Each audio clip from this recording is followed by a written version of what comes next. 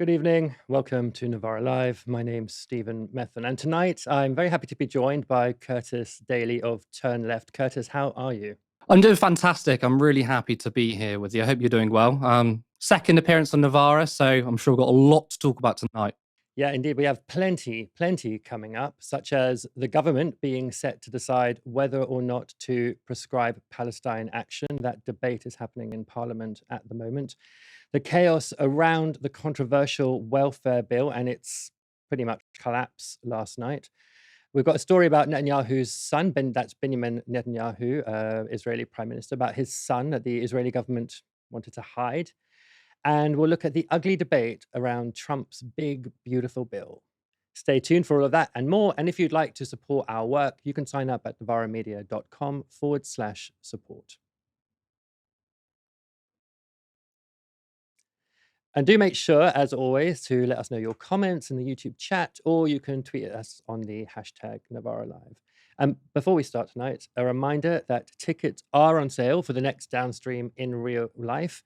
Ash will be talking to historian William Dalrymple at Earth Theatre in Hackney on July 29th. That will be an excellent and fact-packed event, so don't miss it. Tickets are available via the link in the description. In Parliament, MPs are currently debating Home Secretary Yvette Cooper's order seeking to prescribe direct action group Palestine Action. But before heading to the vote, women MPs had something to celebrate. Green MP Carla Denyer posted this explanation. Today, women MPs wore suffragette sashes to celebrate votes for women won by civil disobedience and celebrated in Parliament's gift shop. And yet now the government is asking us to vote to prescribe Palestine Action, a modern civil disobedience group, as terrorists. Can't make it up. The Palestine Action debate is ongoing, as I said before, and we'll bring you any updates as it progresses. But a rebellion amongst MPs against the Home Secretary is, I would say, pretty unlikely. And why is that? It's because the Home Secretary has included Palestine Action on a prescription order with two other organizations. The Maniac Murder Cult is an international neo-Nazi extremist group motivated by racial hatred that allegedly threatened to have a member dressed in a Santa suit hand poison to children in New York City. Meanwhile, the Russian Imperial Movement is a white supremacist movement that has trained and armed other white supremacist groups around the world to carry out armed attacks. These are actually very, very frightening groups intent on killing people, unlike, of course, Palestine Action. And yet Cooper has bundled Palestine Action with these two groups, not only to smear the protest group, but in order to make it very difficult for MPs to vote against the order. You can just imagine how the press would lap it up if some MP did vote against it, with headlines screaming, "So-and-so voted to keep neo-Nazis legal in the UK." Earlier today, independent MP and former Labour leader Jeremy Corbyn tried to challenge that bundling in Parliament. Thank you, Mr Deputy Speaker. Following the point of order you've just heard, can you consult with the Speaker's office about any process that could happen between now and the start of the debate on the statutory instrument on prevention of terrorism, so that the three organisations listed can be voted on separately? Because I think that would be a proper way of members of the House expressing their views. I thank the right honourable gentleman for his point of order. I'm afraid that his request is simply, in procedural terms, not possible. Nice try, Jeremy, but that was a big fat no then, meaning MPs will be voting on prescription of Palestine Action and the neo-Nazis and white supremacists. So expect some abstentions at the very best from our courageous lawmakers. Meanwhile, in the face of a possible prescription under terror law, as well as incredible hostility from the press, Palestine Action has been continuing their campaign to make it as expensive as possible to profit from genocide. Just yesterday, the group posted this. We are locked on. Just a reminder, we, Palestine Action, we are not the terrorists. Albert are the real terrorists. Help us to shut down the war machine, to shut Albert down. PalestineAction.org. The two activists involved in that action at Albert Labs were both arrested and charged with criminal damage. Now, if the prescription order passes through Parliament, future activists would face terrorism charges instead, increasing the period of time they can be held without charge to 14 days, allowing the police to limit their access to lawyers in some cases, and greatly increasing any prison sentences they receive. And the attempt by the government to inflict those kinds of harsh punishments on direct actionists has brought international condemnation from legal experts. The United Nations has urged the British government not to misuse terror laws against Palestine Action. The group of experts, which includes UN Special Rapporteur on the Palestinian Territories, Francesca Albanese, said this: "We are concerned at the unjustified labeling of a political protest movement as terrorist. According to international standards, acts of protest that damage property but are not intended to kill or injure people should not be treated as terrorism. While there is no binding definition of terrorism in international law, best practice international standards limit terrorism to criminal acts intended to cause death, serious personal injury, or hostage taking, in order to intimidate a population or compel a government or an international organization to do or to abstain from doing any act." The UK supported this approach in voting for Security Council Resolution 1566 in 2004. Mere property damage without endangering life is not sufficiently serious to qualify as terrorism. The Haldane Society of Socialist Lawyers has also submitted an open letter to the Home Secretary. It's been signed by thousands of people, including Michael Mansfield and Imran Khan, who represented the Stephen Lawrence family and victims of the Grenfell fire, as well as politicians, actors, vicars, and schoolteachers. In the letter, they give a number of arguments against the prescription, including these. It will be unwise to blur the very clean lines between peaceful protest and terrorism by using misleading rhetoric. This conflation can underplay the credible dangers of genuine terrorism, legitimize terrorism in the eyes of those members of the public who support this cause, and confer unjustified renown on groups that are unfairly proscribed. In a series of acts contrary to international law, the UK government appears to be using the RAF Brize Norton base to onward service RAF Akrotiri, that in turn is used by our allies and the UK to facilitate what the ICJ has found to be a plausible genocide in Gaza. As a state party to the Genocide Convention, facilitating such a genocide would be a particularly egregious breach of international law by the UK. The UK government, by simultaneously seeking to criminalise those peacefully protesting this genocide using prescription, is further doubling down on these acts, rather than remedying these errors of judgment as it should. Now, it's those claims about the involvement of the RAF in Israel's assault on Gaza that led to this.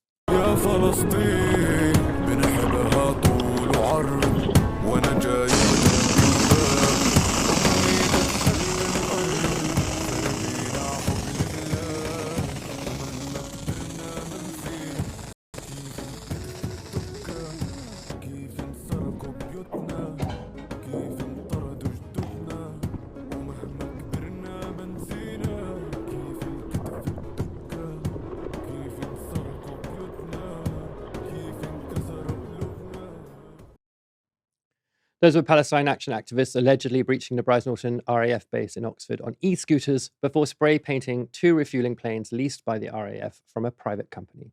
It was that action that seems to have triggered the Home Secretary's prescription order. That's despite a former Labour Justice Minister, Lord Faulkner, saying the vandalism of the planes just wasn't enough to justify prescription. But perhaps the involvement of the RAF in Israel's genocide is, according to some, enough to warrant vandalism. Dropsite News has today published this. The Labour government has, according to the article, secretly allowed Israeli military planes involved in the bombing of Gaza to land in Britain. That article goes on to say this. The KC-707 Ra'em aerial refueling planes stopped in Britain on trips between Israel and the US on 9 separate occasions from September 2024 through June 2025.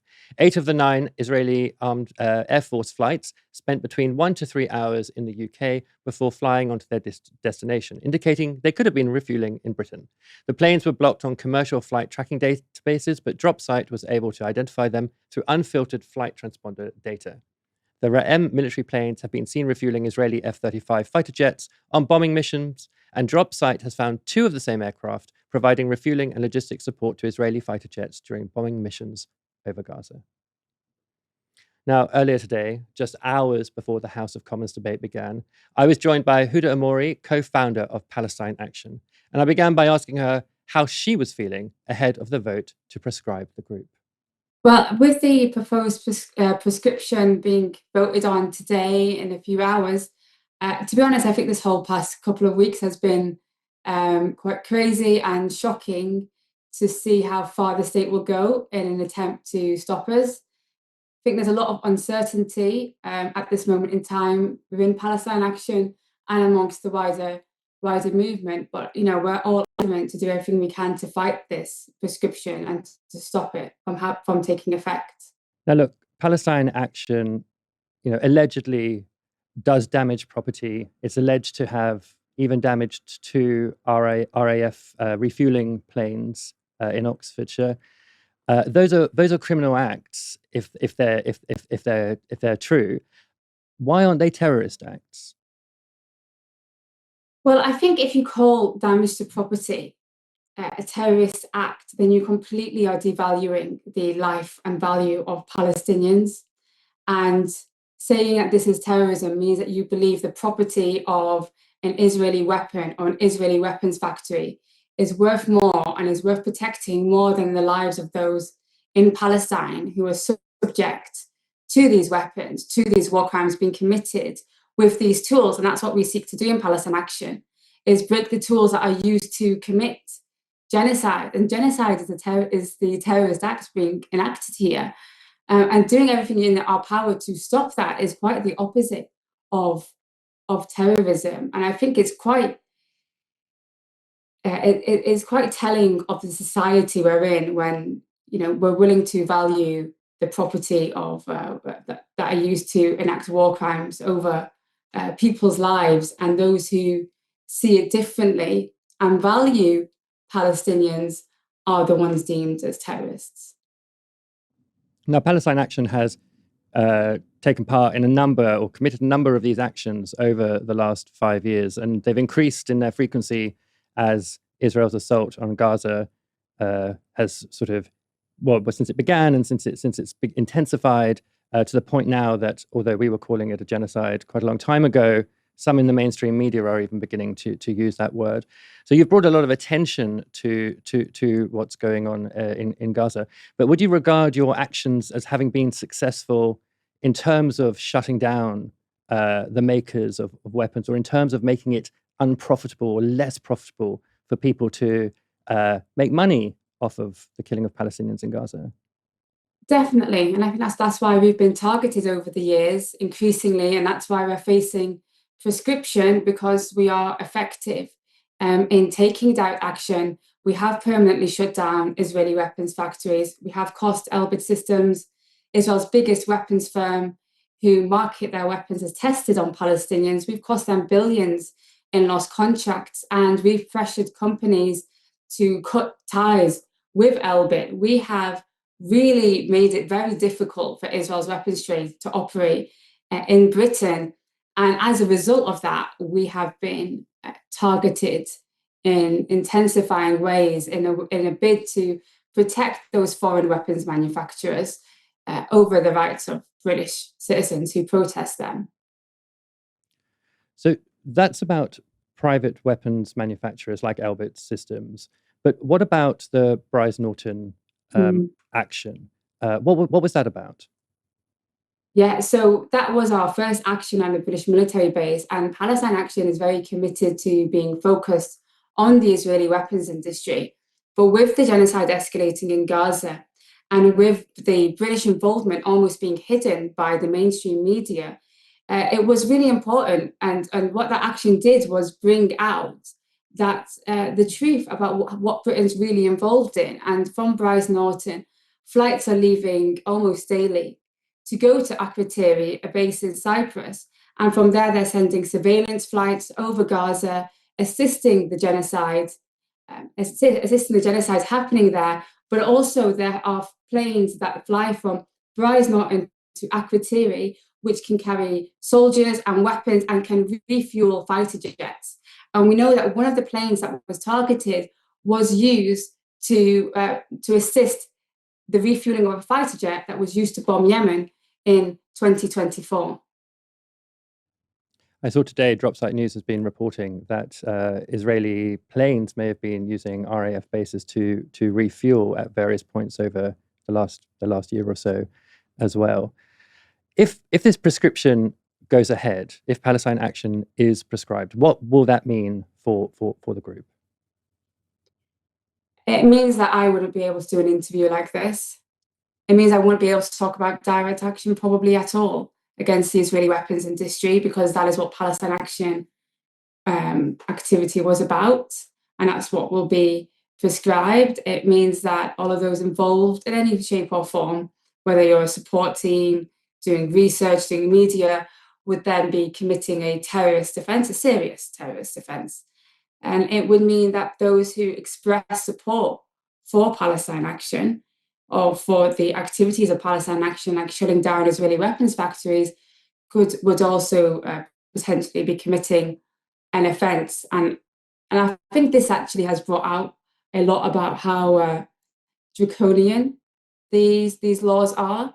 That, Britain, I think, is one of the only countries where expressing support, even recklessly, for a prescribed organisation is an offence. And it's a complete assault on everyone's right to free speech. And what it does is it leaves a vacuum where the only narrative you get is from the arms companies, from the British state, about their involvement in the genocide, while they tell us all that all you can do, and even that is punished, is protest on a Saturday for a couple of hours and cope with it. And that's what we're expected to do, just to stay in our lane. And it's about controlling dissent, controlling the population.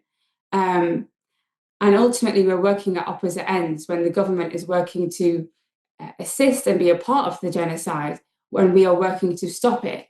So they are targeting us as a result. I think what you say there about controlling the narrative is one of the most terrifying aspects of this potential prescription for me. Because, of course, as you say, if you're a supporter of Palestine Action and you vocally support the group in public after prescription, you could face prosecution under terrorism laws. And indeed, as journalists, we will be barred from, offering an analysis based on facts, which is a journalistic opinion about the group's activities. That would, if we thought positively of Palestine Action, we wouldn't be able to air that view, to publish it. We wouldn't be able to participate in shaping the narrative around the genocide in Gaza.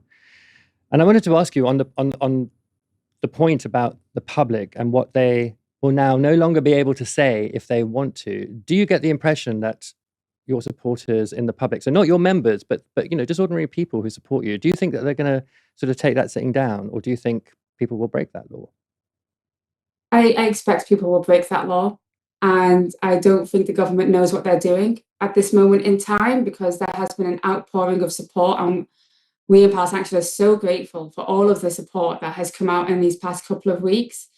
People are outraged, and not just outraged for us, but outraged on the attack on their right to free speech, and on these draconian laws being used against domestic protest group. I do expect that people will break it, and I think this could be a turning point, and I think they've misstepped by doing this. There's, from my memory, and these laws haven't been around for that long, there hasn't been an outpouring of support like this against prescription of a group, and we're seeing them lower the threshold of what can be considered terrorism. You have to hold the line at this point. It has to be challenged, because otherwise, who's going to be next on the list? What differentiates us from the other protest groups? So I think it's one of those moments in time where everyone has to stand up against it, and that can be done in different ways, but in order to protect everyone's rights. Now, we've been kind of talking as though the prescription is definitely going to go ahead. Obviously, it's being debated. Well, by the time this interview goes out, it'll be being debated live at the time. And then tomorrow, Thursday, it looks like there's going to be a kind of rush debate in the Lords, in which case on Friday at midnight, it would become, you'd be prescribed in law. But you have a legal action coming up on Friday morning, and you're making an application for interim relief. So what is that? What does that mean? And you don't have to go into the details of your legal strategy, but roughly, what will your arguments be? Normally, when groups are prescribed, the only avenue available to them is deprescription, which can take years, and you have to go through these appeals process. I think the key thing is that we are aware that there has been extensive consultation between the Home Secretary and Israel lobby groups. We believe in Israel, Elbit Systems, the Israeli government, weapons manufacturers, etc., who have been calling for us to be prescribed, and she's following their requests at this moment in time. There was no consultation with human rights groups. There was no consultation with Palestine Action. And look, we're not ISIS, right? We've got a website, we've got an email address, and instead of actually contacting us, they put out these smear campaigns about foreign funding with no evidence, baseless accusations to try and create a political atmosphere where it's easier to prescribe us without an uproar. And I think they've massively failed at that. But Friday will be an opportunity to basically offer interim relief, which will stop the ban from taking effect. And we will proceed with a judicial review of the Home Secretary's decision to prescribe us on the basis that it was unlawful on several different grounds. But I think that the first step of that is stopping the order from taking effect. So if we are successful, we have 2 weeks until the next legal stage to officially apply for a judicial review. And if that is successful, then I imagine the interim relief will continue. If not, we will be prescribed by midnight. So it's really going to be down to the wire. And we are calling for people to come out to the Royal Courts of Justice from 10:30 a.m. On Friday. And what about Parliament? I mean, you talked about smearing there. The Home Secretary has cleverly constructed the order so that it includes Palestine Action with two other groups who, to many people's minds, should be proscribed: neo-Nazis and white supremacists, both of them that have threatened violence to people. What are your hopes for a bloc in Parliament or in the House of Lords? Do you think MPs will be able to reflect on the implications of what a prescription would mean and rebel? And in the House of Lords, do you think that they might turn it over there? The Home Secretary has obviously been quite crafty in trying to include groups like Maniac Murder Cult. I mean, it just seems like such a joke, to be honest, that they kind of compare us to a group that would call themselves that. But it's a political move because MPs don't want to be known in 10 years' time as the one who didn't vote for prescription for the Maniac Murder Cult. And so they're trying to use these types of tricks to force MPs into either voting for it or abstaining. I believe there has been a 3-line whip imposed as well on MPs. So the whole thing is just completely anti-democratic. I would hope, and I think that we all should be quite strong on the fact that any MP who doesn't vote against this or abstains on this and claims to be on the side of the Palestinian people and claims to care about our rights as citizens should not be able to get away with that. It's a coward's move. You should be voting against this unequivocally. It's clear that you're voting against the prescription of Palestine Action, not the Maniac Murder Cult, right? And so I'm not sure what to expect, but I think with the Labour having the majority and with these MPs being whipped, and the bill yesterday went through, it's tricky to see how it won't get through the Commons. I'm not sure what to expect with the Lords. Unfortunately, we can't put that much faith in our political system. If we did, we wouldn't even be in this position in the first place. We wouldn't have been arming Israel. We won't be complicit in the genocide. So we'll just have to see what happens and see what happens on Friday as well.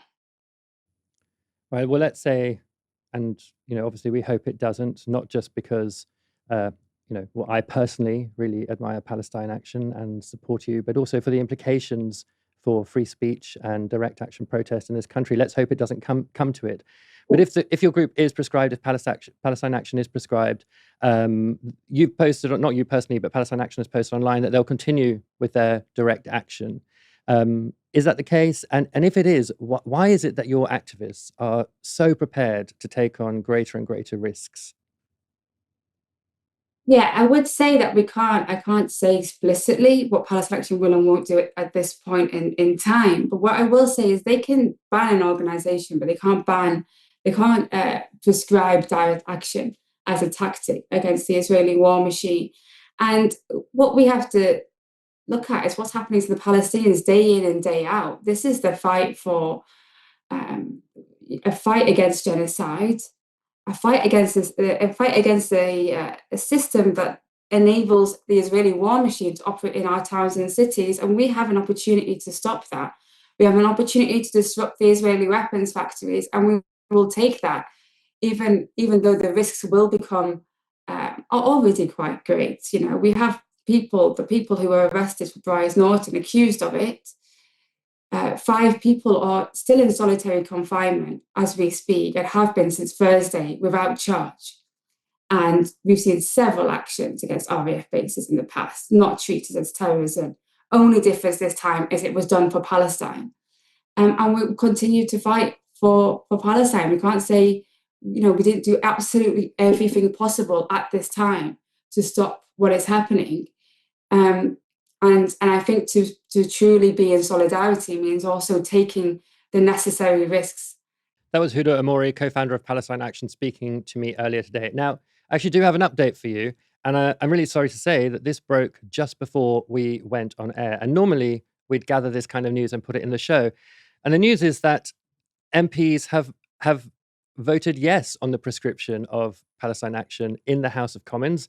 They voted 385 MPs for and 26 MPs against. Yeah, someone in the chat was saying Palestine Action is now prescribed. Palestine Action is not yet prescribed. It won't be prescribed until the Lords pass this order in a debate tomorrow, at which point it's been dated to come into action at midnight on Saturday. So obviously that means late on Friday night. So after that, if it goes through, it will be prescribed. As I said, and as Huda said, there is a legal action. They have applied for interim relief. That court case will happen on Friday morning, where a judge can at least grant a suspension. So let's see what happens there. But yeah, not barely a debate at all over this incredibly silencing action applied to all of us, where if you happen to think that what Palestine is doing is the best, Palestine Action rather is doing, if you happen to think that what they're doing is the best thing that they can do in the circumstances of genocide, you simply will not be allowed to say that. And MPs today decided that, yeah, you shouldn't be allowed to say that. Kind of unbelievable, really, really, really unbelievable. Now, you heard me express my own support for Palestine Action there, as well as my outrage at the planned prescription of the group. And I'm not alone in that outrage. Yesterday, Novara Media took the highly unusual step of releasing a statement expressing our strong opposition to the attempt to ban Palestine Action. This is part of that statement. We report day after day on Israel's atrocities in Gaza. We have watched countless hours of footage, heard testimony, and combed through data. It's been evident for many months that Israel's attacks on the Palestinian population, from opening fire on unarmed crowds at aid distribution points to the bombardment of refugees at so-called safe zones, amount to the crime of genocide. Meanwhile, the establishment media remains biased in favor of Israel. Even the BBC, a public service broadcaster, grants 33 times more coverage per fatality to Israeli deaths than those of Palestinians. If there were ever a time when non-violent direct action was justified in the prevention of greater harm, it is now. And we went on to say this. Novara Media strongly upholds the right to report events and produce fact-based analysis without the interference of the government. We oppose all state attempts to crush legitimate expressions of political opinion. We abhor Keir Starmer's willingness to clamp down on free speech, dissent, and long-standing traditions of civil disobedience that are vital to democracy and liberty. Without equivocation or caveat, we stand opposed to the government's prescription of Palestine Action. And that remains our view now. Curtis, is there any political sense for the government to be pushing through this prescription of Palestine Action? How does it serve them? Well, is there any sense? No, there's not. And by the way, obviously, I'm reacting to the news as you just have. I'm utterly disgusted. Yes, I expected this to be passed. This has big implications. I mean, we talk about Palestine Action, but beyond them, this obviously has issues with freedom of speech, freedom to protest. It is sickening.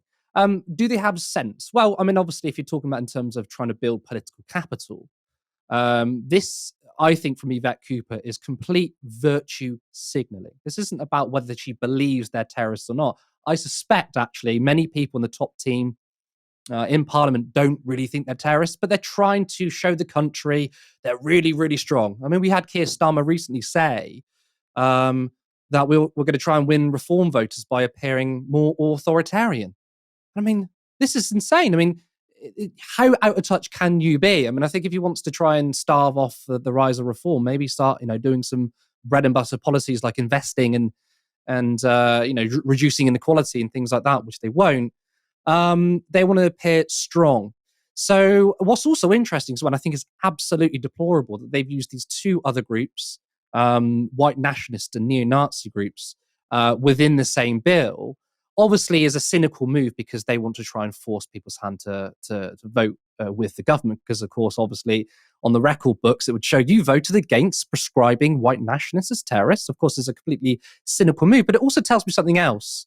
That I know, obviously, the context of the vote going through might not mean much, but still, retrospectively, it tells me that maybe Yvette Cooper and the top team weren't that confident about it going through, had it just been about Palestine Action. So they had to sort of put these two groups within there to ensure it was going to go through. Furthermore, I find it brilliant, actually, from Carla Denyer, by comparing what's happening today with women's suffrage, because it's a very salient point. Many liberals or many people in the media would tell you that all social movements have been very peaceful, and it's just today people have just gone crazy and radical. No, I'm sorry, but that's just ahistorical. Women's suffrage, the civil rights movement, all these sorts of movements had, you could call it violent or disruptive sort of forms of protest, criminal damage, and they weren't peaceful particularly. But I think to conflate Palestine Action with terrorists is one, it just shows that our political apparatus, the British state, doesn't really know what terrorism means because it's such a broad term. I think we're getting to the point where we're just going to call anyone terrorist we disagree with. And two, obviously, it devalues the term terrorism and those that are killed. But it's crazy to me that come Saturday morning or Sunday morning, the sentence, "I stand with Palestine Action with their peaceful, non-violent protest against our complicity in a genocidal regime where Israel is killing women, men, and children." By the way, 50% of people in Gaza are children. That is now supporting terrorists. It is disgusting. It is worrying. But this is a Labour government that I expect to be very authoritarian in its nature. Curtis, I want to read you a super chat that we got from Mags with £5. And she says, "We will break the law. We are all Palestine Action." Now, obviously, I can't encourage law breaking, and neither can you, Curtis. But it does seem as though if people, sort of logic to it really, if people believe that there is a genocide, which many, many people do, and they do so on the basis of evidence and fact, not just because they feel that way. They do so on the basis of expert opinion, and they do so on the basis of images that we've seen live streamed into our phones and our TV screens for the last 20 months. If you believe that, really, that the worst crime against humanity that can be committed is being committed in Gaza, then surely that will compel ordinary people to want to break this law, because they would have supported Palestine Action quite legally, where Palestine Action is in fact breaking the law. They're doing criminal damage, which is against the law. And those people, it might have been a useful way for them to express their own desire to do something to support Palestine Action. But that desire isn't going to go away just because the government has changed the law. And I think what you might see is, in fact, the counterterrorism police having to go after vicars, school teachers, mums, ordinary people who post online in violation of a new law, if it comes in after Friday, in violation of a new law, because they simply can't accept the fact that they can't express support for a group who they think of as much braver than them for doing things that they can't in order to try to stop a genocide, to make it more expensive, or to make it more difficult. And you're quite right, Stephen.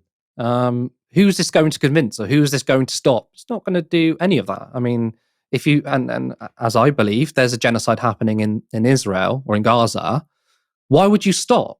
And by the way, I want to say, as we can now, that these people are incredibly brave because the risks are getting far greater for them, but they have a bigger cause. So who was this going to convince? I don't know, but I think it speaks back to what I was saying before, that the government, Yvette Cooper, haven't thought this through, by the way, because you're quite right. We're going to have counter-terrorism police using all their time on peaceful people trying to speak out against the genocide, whilst there is other threats out there. So that's going to be a waste of police time. Because it's once again about virtue signaling. It's not about whether this is a logical thing to do. Clearly, it's not. But once again, the government wants to show to people that they're strong. There's of course going to be a subsect of people who are going to say, "Yeah, good, good to see them in jail." Fine, but then of course, down the line, you'll realize that all of our freedoms are being eroded, and people won't be cheering that on for much longer. Yeah, we also have like 0 room in our prisons, so it's all a bit academic. And yeah, the law is, this is a legal cosh. It's an extremely blunt instrument that isn't going to change anybody's mind about anything, I don't think. Last night, the government's attempt to force the controversial welfare bill through Parliament descended into chaos. Earlier this week, it seemed a sufficient number of prospective Labour rebels had been placated by concessions offered by Number 10, including limiting PIP changes to new claimants only. That's personal independent payments. However, many remained concerned about the creation of a 2-tier system. And an impact assessment published Monday afternoon showed that even with the government's changes, the bill would push 150,000 disabled people into relative poverty. Government whips then focused on trying to persuade newly elected MPs not to rebel because they considered them most likely to change their minds. And while this had some success, it angered longer-serving backbenchers who felt they were being treated with contempt. And it became clear the government would still struggle to pass the bill. Labour MP Nadia Whittome described what happened next. She said this: "This is a complete mess. The government is promising new changes, new concessions 90 minutes before MPs vote. None of this is written down. The bill we are voting on tonight is unamended. This is an unacceptable way of making laws. Just pull the bill." Really get a picture of the complete chaos in the vote last night as the Labour front bench, the whips, as well as the Prime Minister, completely lost control of the party. This was Labour MP in Laborie. "This is crazy, man. This is outrageous, man. This bill isn't fit for purpose. If you have a look, it's 16 pages. I can ask you, right honourable gentlemen, to rip the ones out now that's changed. There would only be 2 pages left. Withdraw the bill." Can you imagine? Just 2 pages left of that original 16-page bill. I mean, that is completely crazy. But what was left of the bill did eventually pass by 335 to 260 votes, with 49 Labour MPs voting against, despite very widespread confusion about what the bill actually contained. Disability advocacy groups point out that some harmful cuts, such as a huge cut to universal credit for new claimants, remained in the bill unchanged. However, Rachel Reeves was relying on cuts, deep cuts, to personal independence payments to save the Treasury £5 billion a year. Those cuts have now been dropped completely, which will make it harder for the Chancellor to conform to the strict fiscal rules she set for herself. Now, it's a completely self-inflicted problem. And of course, many economists have criticised Reeves's rules as unnecessary, excessively strict, and doing more harm than good to the economy. That's austerity for you. Unsurprisingly, she was looking pretty miserable in Parliament this morning. Here's a clip that's been shared widely on social media from Prime Minister's questions. For Labour government, we've got free school meals, breakfast clubs, childcare, got £15 billion invested in transport in the North and the Midlands. With cutting regulation, planning and infrastructure is pounding forward, building 1. Now, spokespeople in the Treasury claimed that Rachel Reeves's tears were over a personal matter. Judge for yourself. In response to questions from Conservative leader Kemi Badenoch, Starmer declined to confirm that Reeves would stay in post as Chancellor. Downing Street then later said she's going nowhere and has his full backing. But reshuffle rumours are still swirling. And Starmer's influential advisor, Morgan McSweeney, has also been a target of backbencher anger.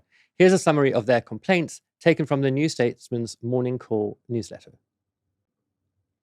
Criticisms of McSweeney include that he is arrogant, beset with tunnel vision, detached from the Parliamentary Labour Party and wider Labour movement, and obsessed with reform to the point of taking Labour's core left vote for granted. Above all, there is anger that his influence over the Prime Minister has pushed a government with a majority which should imbue a sense of confidence into positions that appear weak, indecisive, and markedly un-Labour.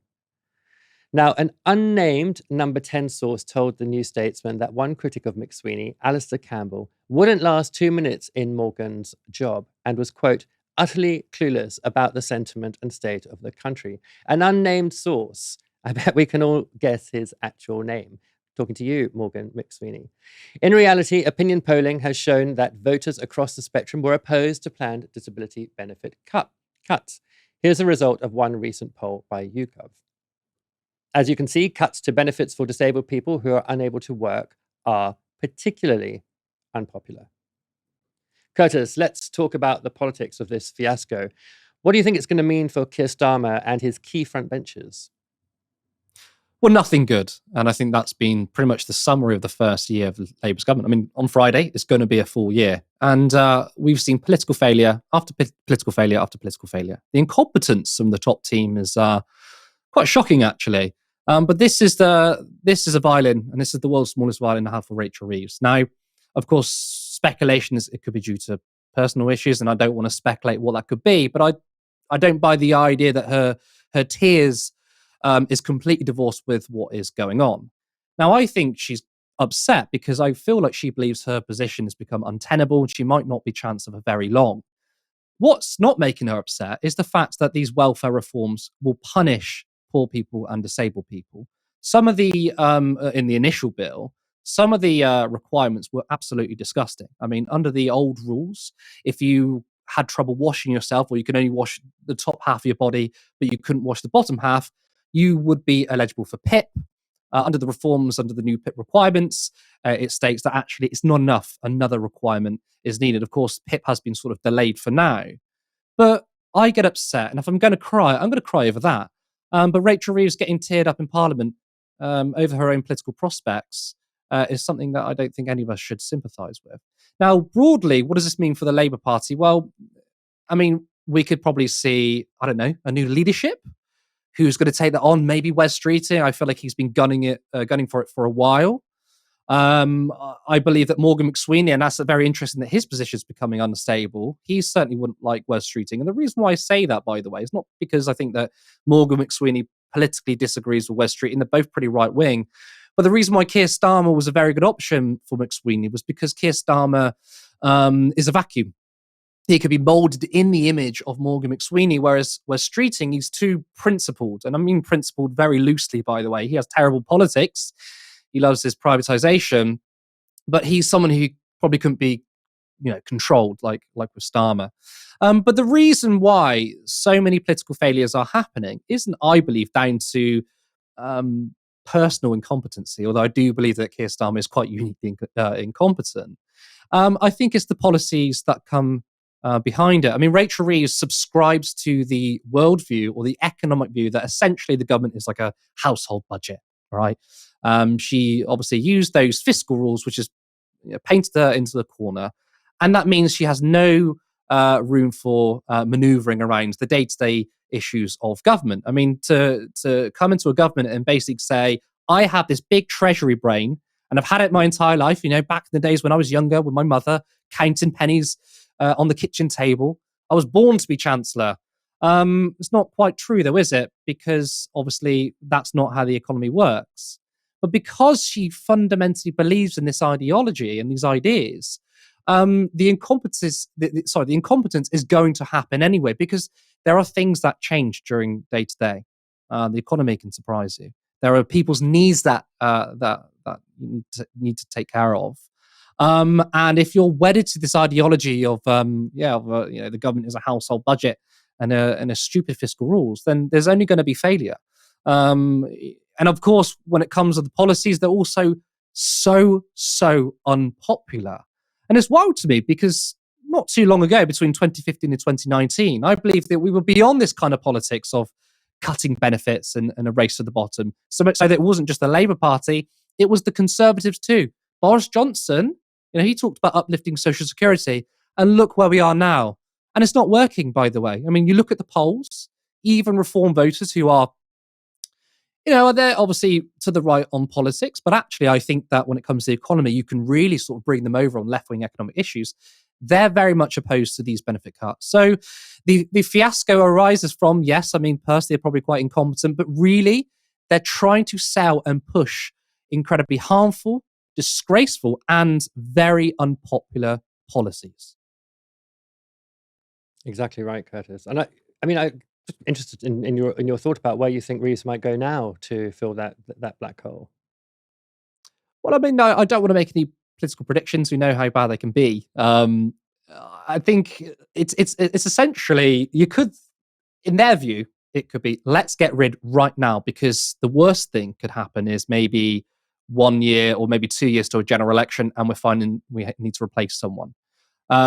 Either that, or they would want to keep the same people in the same positions to sort of not ruin the brand image. So I don't know what's going to happen. I do think their positions are probably untenable, or at the very least, Rachel Reeves, I think, feels that. Politics is incredibly hostile. No one's really safe. And I think it's quite funny, actually, that members of the Labour right are experiencing some of the backstabbing that many on the left have felt. So I guess it's sort of what goes around comes around. But I'm not saying I'm particularly sure what's going to happen. But I don't think her position is as strong as it was before. And of course, if there is a change of leadership, certainly is going to be anyone in sort of, in the current cohort of the leadership, because they're so unpopular. So it remains to be seen, but who knows? Who knows what could happen? All right, let's go on to our last story. We've decided to drop a story because so much happened this evening, but we'll bring it to you possibly on tomorrow night's show. On this vote, the yeas are 50, the nays are 50. The Senate being evenly divided, the Vice President votes in the affirmative. The bill as amended is passed. That was the moment that US Vice President J.D. Vance used his deciding vote to break a tie in the US Senate over the big, beautiful bill. After 24 hours of sometimes furious debate, US President Donald Trump's One Big, Beautiful Bill Act came one step closer to becoming law and granting huge tax cuts to the value of $4.5 trillion to America's wealthiest individuals and corporations. The bill also imposes restrictions on Medicaid, the federal insurance program that grants healthcare to millions of the US's poorest, while cutting funding to other healthcare and nutrition programs. But there were giveaways too. Child tax credit is extended to 40 million families, and low-income housing credit is also expanded in an effort to kick off the building of affordable homes. The biggest winner, though, are border control and defense. The defense sector will see a $150 billion increase in spending, and the bill pours around $100 billion into immigration control and enforcement, as well as even more money for immigration detention centers and border operations. Now, all that money spent on defense, border control, and tax giveaways brought the US deficit into focus throughout the debate. According to the Congressional Budget Office, the bill will add over $3 trillion to the US's already spiraling deficit. And that put Trump's former head of DOGE, Elon Musk, on the rampage. As the bill was being debated, Musk posted this. It is obvious with the insane spending of this bill, which increases the debt ceiling by a record $5 trillion, that we live in a one-party country, the Porky Pig Party. Time for a new political party that actually cares about the people. How can you call yourself the Freedom Caucus if you vote for a debt slavery bill with the biggest debt ceiling increase in history? Musk followed that up with what appeared to be a threat, saying this. Every member of Congress who campaigned on reducing government spending and then immediately voted for the biggest debt increase in history should hang their head in shame, and they will lose their primary next year if it is the last thing I do on this earth. Now, look, it's not completely clear that Musk really cares that much about the American people. He might be a little bit more upset by the fact that the big, beautiful bill removes a tax break for people who want to buy electric vehicles, a move that will directly affect the bottom line of Musk's company, Tesla. Speaking to journalists ahead of a trip to a new immigration detention center in Florida, Trump was asked if he planned to deport Musk for his insolence. This was his answer. I don't know. I mean, we'll have to take a look. We might have to put Doge on Elon. You know what Doge is? Doge is the monster that might have to go back and eat Elon. Wouldn't that be terrible?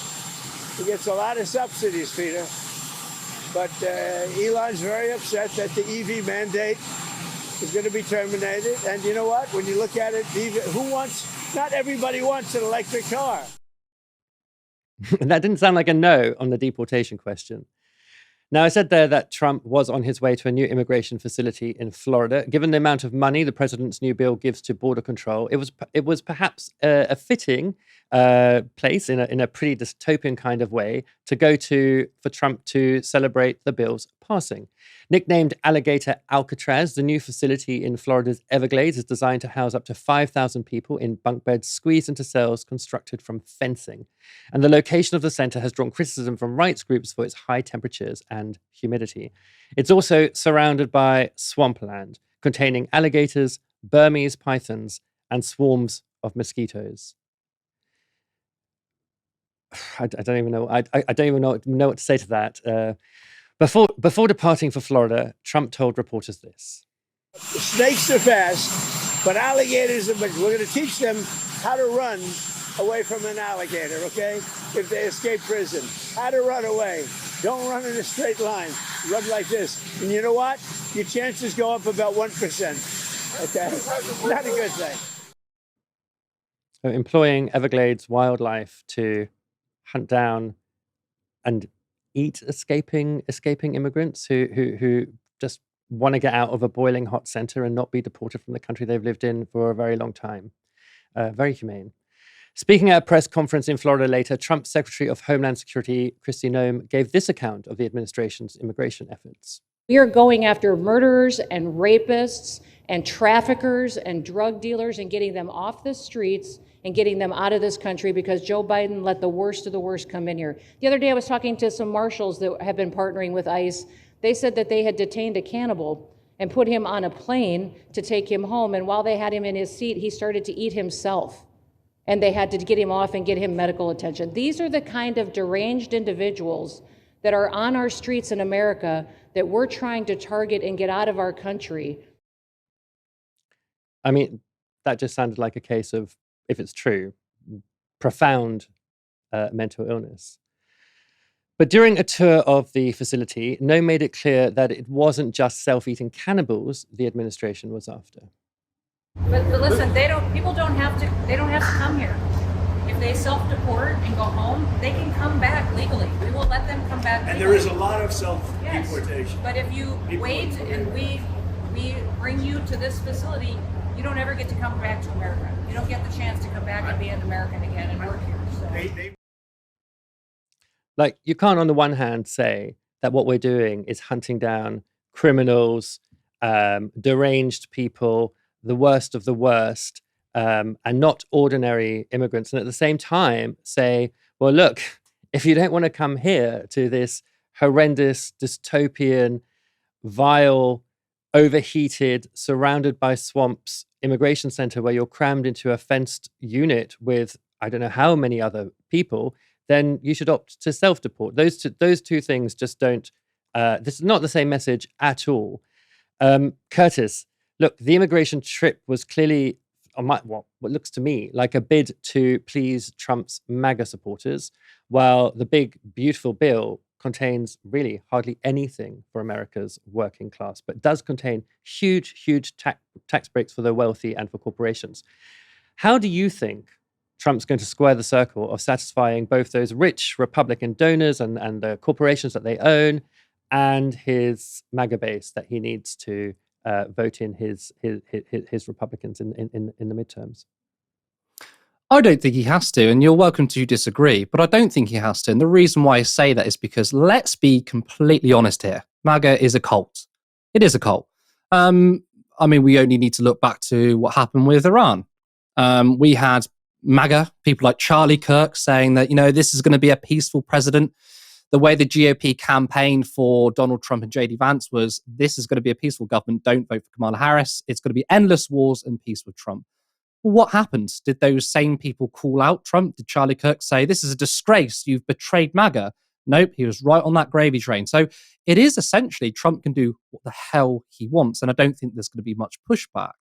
Aside from that, though, he has obviously tried to court both sides, because obviously when it comes to the big, beautiful bill, as he says, it is a classic Republican piece of legislation. It's tax cuts for the wealthy. It's kicking millions of people off medical care, and of course, disincentivizing green technology. Of course, Elon Musk has Tesla. He was very, very unhappy about the reversal of the tax cuts, or removing the tax cuts to purchasing EV vehicles, which of course, Trump is backed by the oil company. He is, he represents those interests. So of course, he doesn't want anyone buying electric vehicles. For Musk, of course, he cares about his own profits. So that's where that sort of fallout came from. But what's interesting, if you look in the details of the bill, 2.5% of lower income people, 2.5%, excuse me, I'll start that again. Those on lower income are going to lose 2.5% of their wealth, whereas for higher earners, they can increase their wealth by 2.4%. So essentially, this is a transfer of wealth from lower income people to middle class, or rather to the wealthy. There's nothing really, I don't think there's a big delineation from Trumpism and the Republican Party. I think he is literally just the Republicans emboldened. That is a classic piece of legislation, of course, where they do want to spend money. And by the way, you have Republicans talk about debts and we need to stop spending. They're not actually for a small state, right? Despite some of the libertarian wing shouting from the sidelines, they're not for a small state. They like putting lots and lots of money into the government on migration or detention centers, on ICE. So what you have here is domestically terrible policies for ordinary people, for working class people, tax cuts for the wealthy, and of course, massive amounts of investment on border security, whilst also doing this trip to signal to MAGA that he's still very much on this kind of, let's call it what it is, pretty fascist kind of politics. But yeah, I just want to point out that I don't think there's going to be much of an issue in terms of Trump. I mean, time and time again, we see Trump do something that isn't really what MAGA wanted, and they don't say anything about it because, again, it's a cult. They're on that gravy train and they support Trump. Yeah, I guess the hope is always, look, we put him in, we have to tolerate a lot, and maybe he'll give us something at some point, which is always a pretty guaranteed recipe for losing what it is that you're after in politics. People really show you who they are once they vote them in, and once you vote them in, and when they do, you've got to believe them. All right, thank you very much, Curtis, for joining me tonight. Thank you. It's much appreciated. I've obviously really enjoyed it. And my first time co-hosting with you, Stephen. It's been a pleasure. It's been a pleasure for me as well. And see you again soon. And thank you, everyone, for tuning in. Come back tomorrow for another live stream from 6 p.m. From now, you've been watching Novara Media. Good night.